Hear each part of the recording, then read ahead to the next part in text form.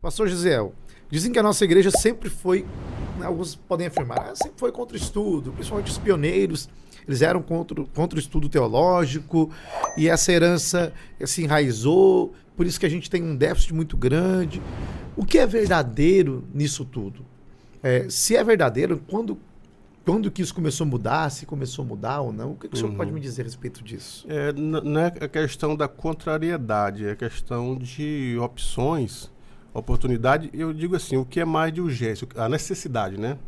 Eu vejo, a partir das leituras, a partir daí, as necessidades.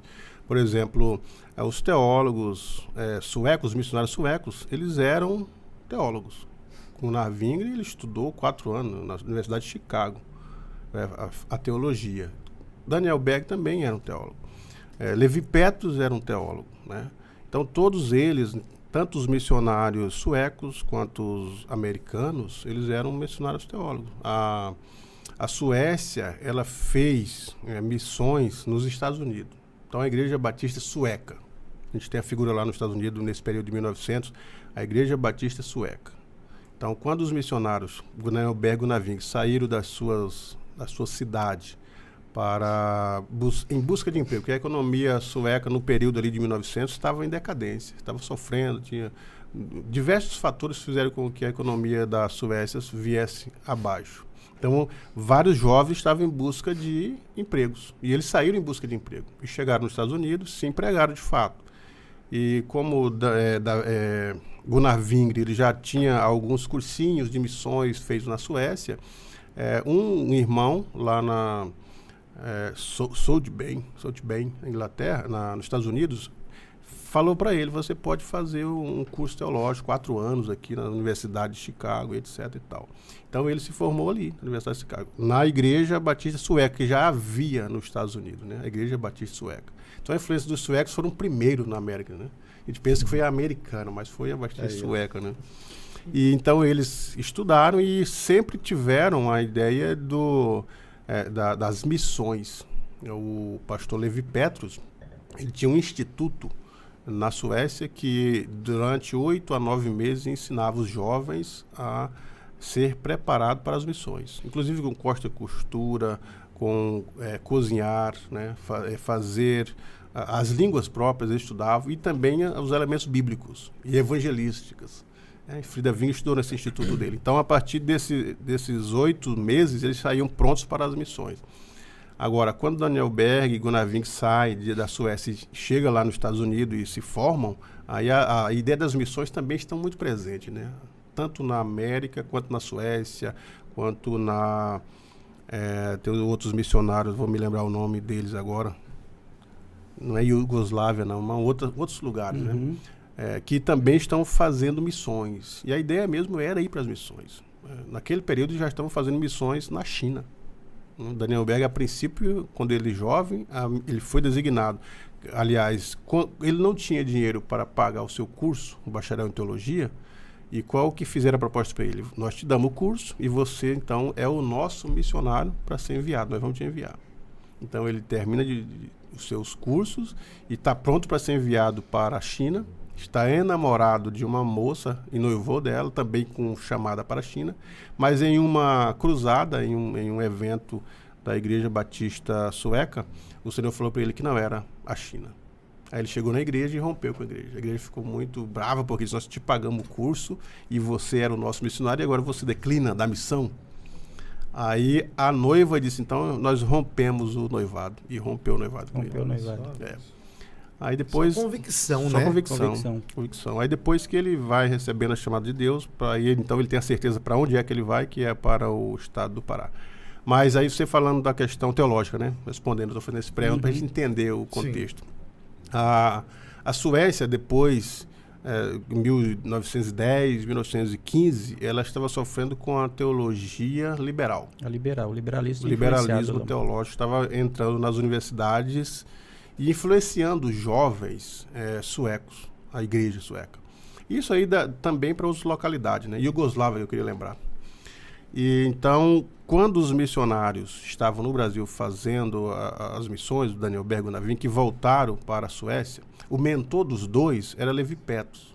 Porque enquanto Daniel Berg, o Naving, estava nos Estados Unidos trabalhando e estudando, Levi Petro era um pastor de uma igreja com 5 mil membros. A igreja Filadélfia Pentecostal, né? Uma igreja grande. Então eles serviram ali junto com Levi Petro. Então quando eles foram enviados, a igreja da Suécia deu muito suporte para os dois. A igreja sueca. E eles então, em contribuição ou em retribuição à ajuda missionária que eles recebiam, eles davam a notícia para o jornal sueco e para todo o noticiário sueco, né? Eles falavam das missões, das conversões, dos batismos, da cidade, da economia, da saúde, etc., informando para lá. Escreviam, era um colunista. Frida Ving era um colunista de um jornal na Suécia. Por isso que o pastor José Gonçalves tem acesso a esses escritos por muito tempo, né? Tem muita coisa lá. Então, quando a igreja cresce, primeiro ponto, a primeira resistência veio do sueco, mas isso já é recente. Isso não foi assim no 1910, 1911, não. Eles não tiveram essa ideia de chegar e já implantar estudos teológicos, não. Por que não? Porque nesse período de 1910, 1911, 15, 20, 30, 70% da população paraense ou brasileira eram analfabetos. Não sabiam ler e nem escrever. Então nem havia essa preocupação teológica a princípio. Não havia essa preocupação por quem? Todos os analfabetos, né? Eles estão vivendo ali num período no Pará, só para vocês terem uma ideia, a situação da saúde nesse ambiente de 1910. As pessoas morriam de febre, de gripes, de malária, dores de barriga constantes por causa não tinha saneamento básico, né, em Belém. Então morriam assim, não tinha recurso. Ou eles criam na cura, ou morriam de febre, de dores, etc. e tal. Então, por isso que Jesus curou muito ali, e foi um dos pontos que foi o ponto-chave do crescimento foi as curas divinas. Curas divinas e o batismo no Espírito Santo. Primeira cura divina. O primeiro ponto foi a Celina Albuquerque, que tinha um câncer nos lábios, na Igreja Batista, né? Ela tinha um câncer nos lábios e os missionários chegaram pregando sobre isso. Chegaram falando, não assim, já de pronto, né? Quando eles foram recebidos na Igreja Batista, era uma igreja, né? Primeiro eles foram apresentados a Justo Nelson, que era um pastor metodista. Ele desce do navio, não sabe falar o português, né? Desce do navio, e agora? Para onde que nós vamos? Aí alguns passageiros disseram, nós estamos indo para um hotel. No hotel eles se informaram se tinha alguma igreja batista. Aí apresentaram ele, pastor Justo Nelson, que era um pastor metodista. Aí o pastor Justo Nelson falou, não, tem uma igreja batista que eu vou levar vocês lá. Aí levou eles. Aí eles estavam no hotel, pagavam $4 por dia na época. Aí o pastor disse, olha, eu cedo para vocês o porão da igreja, e vocês podem ficar aí no porão a $2. E eles ficaram no porão a $2. Aí pregaram, né? O pastor já falava inglês, tanto Justo Nelson quanto o pastor Batista falavam inglês. E então interpretou eles. E depois eles ficaram sabendo de uma irmã que tinha essa doença nos lábios. Eles chegaram e, a senhora aceita uma oração? Aceita. A senhora crê que Jesus pode curar? Eu falei, eu creio, porque não tinha outro recurso, mami. Não tinha cura para essas questões, a saúde, principalmente no norte. Se hoje já tem um atraso no norte, né? Imagina aquele período ali de 1910. E ela disse, eu aceito. Eles oraram por ela e instantaneamente ela foi curada. O que gerou uma aglomeração para ver os lábios. Tira os lábios, não tem aferimento? Não tem. Então ali 18 pessoas já aceitaram. Aí ele disse assim, além de Jesus curar, Jesus batiza com o Espírito Santo. A senhora crê? Crê. Aí ela foi buscar, ela não recebeu de imediato. Mas ele incentivou ela, ensinou ela a buscar o batismo orando. E em uma das madrugadas, estava orando das 2 às 4. E ela começou a falar em línguas. Aí os missionários chegaram e viram que ela tinha sido batizada. Aí depois, no outro dia seguinte, uma conhecida dela chamada Maria de Nazaré, era uma cearense, também começou a orar para ser batizada e também recebeu. Inclusive essa Maria de Nazaré, ela deixou a cidade, o emprego, para ir para o Ceará, para pregar para os seus conterrâneos, para falar dos evangelhos. Aí a mensagem evangelística chegou através de Maria de Nazaré no Ceará, né? Aí depois desse batismo no Espírito Santo, aí vocês conhecem a história, né? Houve uma divisão, né? Ali. Mas o ponto-chave da pergunta dele é o seguinte, se foram contra os estudos teológicos. Né? Primeiro é esse ponto, que a maioria das pessoas, principalmente da igreja, que eles começaram a pregar pelas periferias. Já havia a igreja metodista, a igreja anglicana, wesleyana e batista. Mas eles estavam nos centros, nos bairros nobres. Eles não iam para a população ribeirinha. Uhum. E os missionários, eles pregavam tanto nos centros quanto na população ribeirinha. Mas os que aceitavam, a princípio, era a maioria da população ribeirinha, pessoas pobres. Então, uma igreja de 60 pessoas, todos analfabetos, que curso de teologia que eu vou empreender para eles, a princípio? Eles têm que primeiro aprender, né, a servir a Cristo. Essa era a missão deles. Os missionários, o Daniel Berg era o evangelista, que pregava. Gunnar Wingre é o que entrava com as doutrinas, ensinando sobre a fé, sobre a postura, sobre as doutrinas. A princípio era esse ponto. Então não tinha essa intenção de abrir curso por esse motivo, é o primeiro fator. O segundo era os recursos. Eles próprios não tinham condições de estar parado para dar aula, porque estavam sempre em um lugar diferente. E as pessoas nesse período aí, principalmente os irmãos, os cristãos, vamos dizer assim, os obreiros, que eles queriam qualificar na teologia, eles trabalhavam 10, 12 horas. Era a extração da borracha, a seringa, estão na floresta amazônica, entendeu? Então, Adriano Nobre, que era um irmão da Igreja Batista, um diácono, ele tinha uma extração de seringa, um seringal. Então, todo mundo ali iam cedo e até anoitecer trabalhando.